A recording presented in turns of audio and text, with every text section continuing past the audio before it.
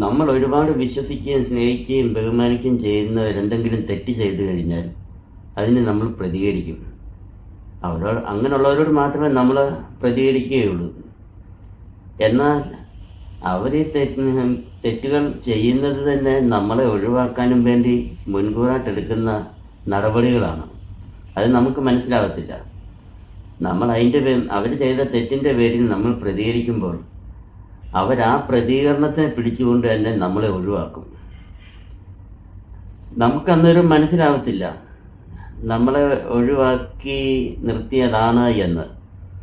നമ്മളന്നേരം അവരെ ഏതെങ്കിലും രീതിയിൽ നമ്മൾ ചെയ്തു പോയ ആ ഒരു തെറ്റിനെ കുറിച്ച് ക്ഷമ ചോദിക്കുവാനും വേണ്ടി നമ്മൾ ആരെങ്കിലും ഇടനില നിർത്തി അല്ലെങ്കിൽ ആരുടെയെങ്കിലും സഹായത്തോടുകൂടി അവരിലേക്ക് എങ്ങനെങ്കിലും നമ്മൾ ചെയ്ത തെറ്റിനെക്കുറിച്ച് പറഞ്ഞ് ക്ഷമ ചോദിക്കാമെന്ന് കരുതി ചെന്ന് കഴിഞ്ഞാൽ അവരത് മറ്റൊരു കുറ്റമാക്കി മാറ്റി നമ്മളെ തന്നെ കുറ്റവാളിയാക്കും.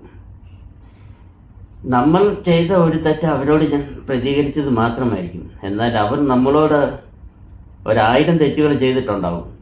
അതൊക്കെ നമ്മൾ മനസ്സിലാക്കിയിട്ട് നമ്മൾ അതൊക്കെ മറന്ന് അവരെ ഏതെങ്കിലും രീതിയിൽ ചേർത്ത് നിർത്താനും വേണ്ടി വീണ്ടും വീണ്ടും നമ്മൾ അവർക്ക് പിന്നാലെ കൂടും.